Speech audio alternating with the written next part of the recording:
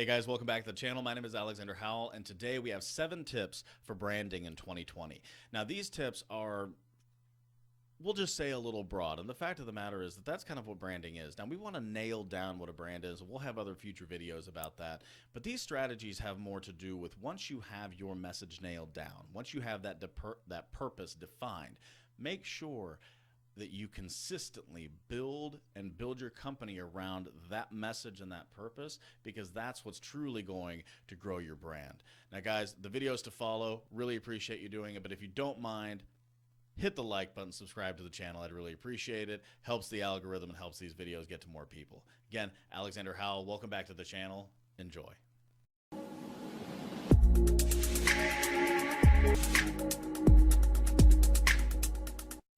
Tip number 1, define your purpose. Now, this is more than profitability. This has to do with the reason that you wake up every single morning. Now, I know that that sounds like one of those things, like what you got to do is get out of your bed and make your bed and do all this, take a cold shower, make sure that your mind's right, all that kind of stuff. That's not what I mean. What I mean is that every single brand, every single business behind it started with a purpose, started with a positive thing. Very, very few successful businesses start out saying, what I want to do is make a lot of money. And the reason for that is because making money, while a wonderful thing to do, is not always the thing that gets you up in the morning, that gets you to work, that gets you excited. It all of a sudden feels like kind of that 9-to-5 rat race that so many people are trying to escape right now. So really what I want you to do is take time. Sometimes it can be hours, sometimes it can be days, sometimes it can be months. Define exactly what it is you want to do, where you want to be in life, what you want to think about, and then, knowing that, transfer that into the business that you're looking to start. If you're looking to start a company that provides flooring and flooring installation for people, what is the exact purpose behind that? If you're looking to start a digital marketing agency, what are you trying to bring to other brands that makes you feel fulfilled? If they're successful, you're successful, that's what it is. But get deeper into that. Dive into it, and no matter what industry you find yourself in, make sure that the defining purpose is behind your eyes every single day. Make sure that your brain is telling you constantly, this is what I'm doing, this is what I'm doing. And that is the first step of brand strategy, is making sure that you know what your company's message is. If you're trying to help, if you're trying to sell, no matter what the case is, what is it that defines your company? What is it that makes it better? What is it that makes it on par? What is it that pushes you and pushes it to continue its journey? All right, number 2, consistency. Now, this doesn't just have to do with making sure that you do things every week, every hour, every minute, every day. That's a part of it. You have to make sure that you post often. Not too often to frustrate people, but often enough where people recognize that you're still there in a company that is constantly working towards getting better. But what I really mean by consistency is staying on message. Make sure that no matter if it's a tweet, if it's a Facebook post, YouTube video, if you're streaming on Twitch and you're talking about certain things, whatever it might be, make sure that your message and your company's message is consistent. If you have a message that is fun-loving, you know, if you own a surfboard shop and it's all about relaxation and surfing and getting the wave, make sure that everything that you do in social media reflects that. You need to bring in everything into one combined effort to give a consistent, clear, and concise message to your public, to those who are consuming your content, because that way they're going to understand better what it is that your company does and why they should be a part of it. So step number 2 in brand strategy for 2020 should absolutely 100% be consistency. Keep your message going no matter what it is. Make sure people, when they tune into you, when they are consuming your content, they see that message, no matter if they're on Facebook, Twitter, or anything else. They know what you're about because you have been consistent in that message. All right, number 3, emotion. Cater to your client's emotion. Every group of clients, no matter what it's for, wants to feel special. They want to feel like they are a part of a group. You think about companies like, I'm familiar with boat companies, so a company like Crown Line or Sea Ray or Cobalt, they'll actually have rallies where people who have those type of boats get together, and all of a sudden you're surrounded by people who really are just there to have fun, and they were all brought together by that brand. And what has that been able to do? What that was able to do for Crown Line, which is the company that my parents owned a boat when I was growing up, that was their type of boat, was a Crown Line. They had a 225 and a 266. But right there is exactly what Crown Line was able to do. Because we were pulled into that environment, because they provided that group, that emotion, that support of other people who also love the same thing, my parents ended up buying the same type of boat, just bigger. Same brand, same model, and it wasn't even a question. That's what great emotional work can do for your company. You can tie your people together so that nothing will make them break the brand, because they feel like they're a part of something bigger. And the more people they know that are a part of it, the more people you can show them that are a part of it, and the more that group is involved in each other's lives and each other's situations, whatever it might be, in a positive way. That is only going to help your brand move forward. So number 3, work towards the emotional connection between your brand and your clients. And especially if you're a solo entrepreneur, make sure that it's those two things, your brand, your client, and your brand is going to be yourself too. So make sure all 3 of those things are constantly tied together so that you create loyalty. Okay, let's talk about step number 4, flexibility. Now, how can you be consistent but also flexible? Well, the consistency has to do with staying on message. The flexibility aspect has to do with the fact that times change. Sometimes you have a great brand and things are working out really well for you, but as the years progress, sometimes that brand can kind of get to feel a little stale, get to feel a little old. And that's okay, because it means that you were successful in one thing, but then you recognize the turn. And the turn is important, because if you don't stay on top of marketing and brand strategy, you could find yourself left in the dust. Now, one of the master companies of flexibility is Old Spice. Old Spice, everybody kind of knows their deodorant, and it's been around forever. And for years, it was kind of the grandpa and dad deodorant. It was Old Spice. That's what people thought about it. But then they had an epiphany, and they created this new campaign that they've had now for several years. And I believe it started with Terry Crews coming on and being the strong, muscular guy that was selling Old Spice. And all of a sudden that brought it into a brand new generation, a brand new market. So rather than just being your dad's deodorant or your grandfather's deodorant, now Old Spice was a cool brand that had all different kinds of things and all different kinds of products that were associated with it. They adapted.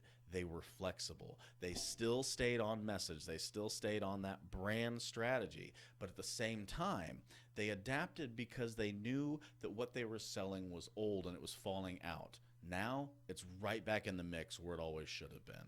You also see this with beer companies like No Schlitz and Hams, and especially PBR.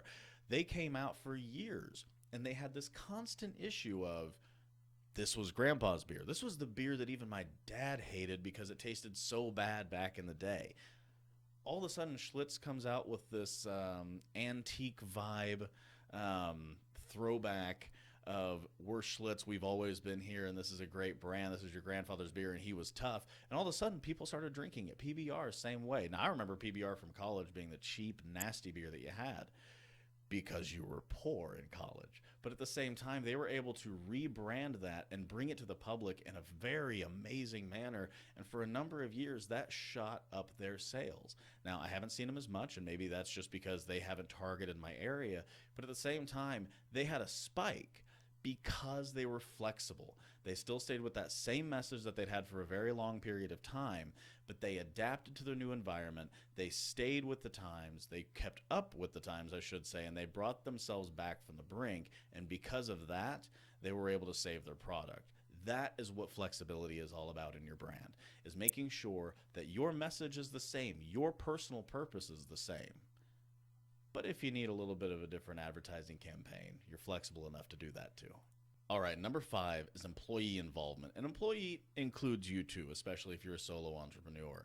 Employee involvement has to do with the fact that when you're staying on strategy, when you're staying on that brand strategy, and when you're staying on that same marketing idea, that campaign, if you're looking at the overall feeling of your company, the overall brand, you need to make sure that every single employee has buy-in, especially those that deal with the public that are directly contacting your company. Here's what I mean.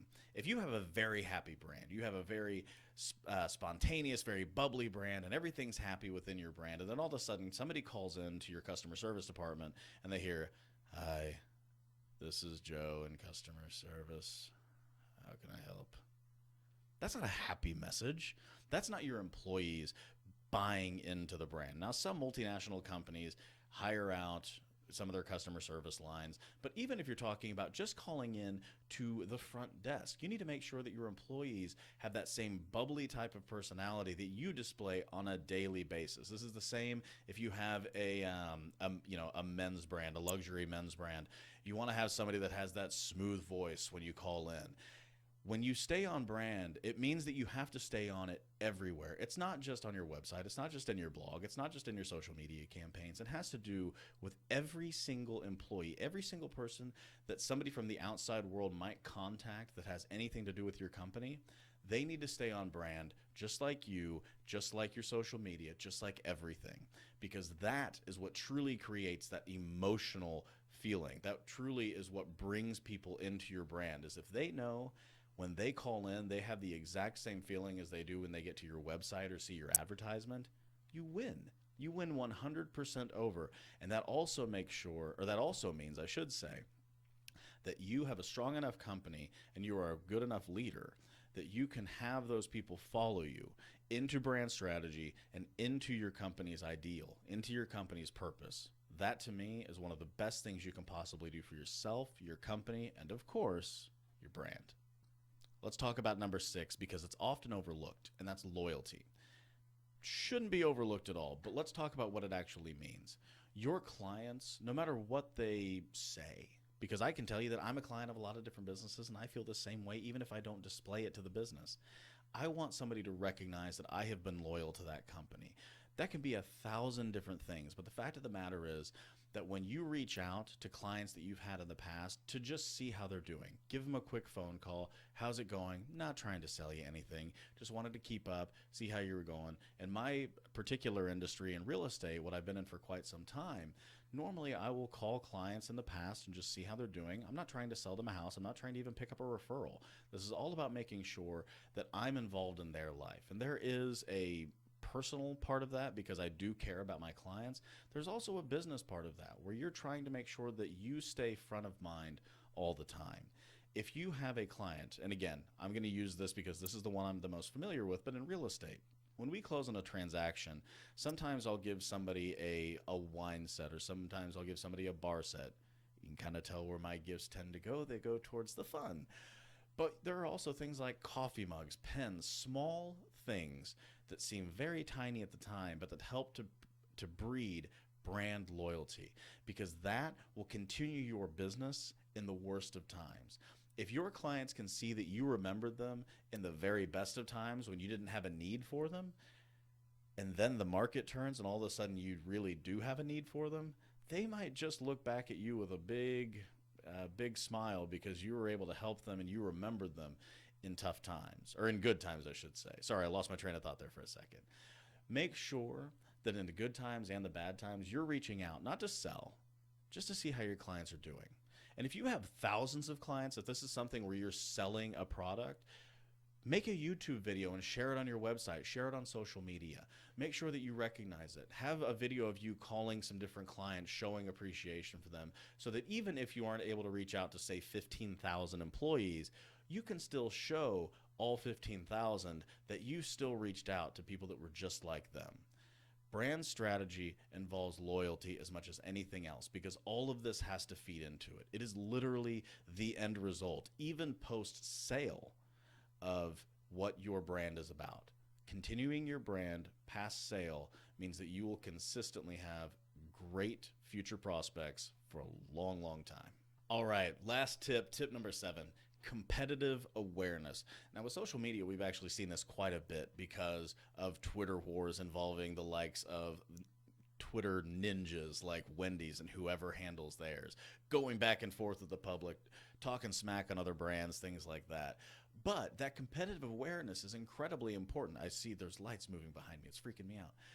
That competitive awareness is incredibly important because you have to understand that not just you, but a lot of other companies, a lot of other individuals are trying to sell to the exact same people that you are. You can't ignore it. You can't just pretend that you're the only insurance agent, that you're the only realtor, that you're the only clothing company, the only makeup manufacturer, the only car company. You can't pretend that that's it. But part of branding is making sure that when you have the ability to interact with the competition, you separate yourself without question. This goes to everything we've already discussed, but with the added advantage of being able to go a little toe-to-toe and get a little crazy with your competition. So when somebody says, should I eat Burger King or Wendy's? And Burger King says, you should totally eat Burger King, and Wendy's comes back with a much snappier comment, Wendy's wins, and that creates a lot of brand loyalty. And that just might be the thing that when somebody's going through a town and they're hungry, makes them turn into Wendy's as opposed to Burger King.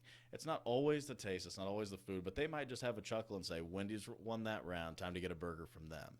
It's the same thing with you.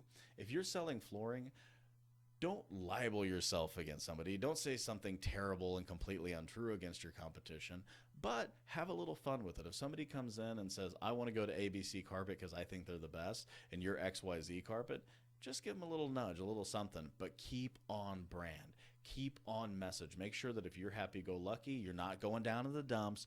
Make sure you're keeping happy strategy going. Competitive awareness is really, really good on social media because you have the ability to make sure that a lot of eyes are seeing exactly who your company is. It's also a good point. It's also a good time to talk about making sure that you hire the right person to take care of those social media accounts. You just don't want to hire one random person because you think that they know all about social media. You want to vet them. You want to make sure that if they're getting into those Twitter wars, that they're the kind of ninja that can punch back nicely so that you get more clients. Again, number 7, last tip, competitive awareness. It's incredibly important. It's incredibly fun. And honestly, it's just one of those things that can help you consistently stay on brand for a long period of time. All right, guys, thanks so much for sticking around for the entire video. I really appreciate everything. Always follow me on Instagram, Twitch, Twitter, all those different things. My handle is normally at Alexander from KC, which is short for Kansas City, Alexander from KC. Also, just look for me on LinkedIn, Facebook, things like that. I always go through Alexander Howell, or if you need to use my middle initial, it's L. Send me a text. My phone number is 816-529-2195, or contact me at alexanderhowell.com. I normally get back to you within 24 hours. Sometimes things get a little hectic around here. I really appreciate you guys making it through the entire video. I actually had recorded this video and realized that this mic was way over there. So I had to go record it one more time. I thought the first one was better, honestly, but we'll never know, or else it would just look like me going, you know what I mean? So I really hope you guys enjoyed it. Again, send me an email, alexander@alexanderhowell.com, or just go onto the various social media sites that are listed below. Again, thank you so much for watching this video. Real quick, if you have a chance, hit subscribe, hit like. I'd very much appreciate it. It helps get that algorithm going and everything else. Thanks, guys.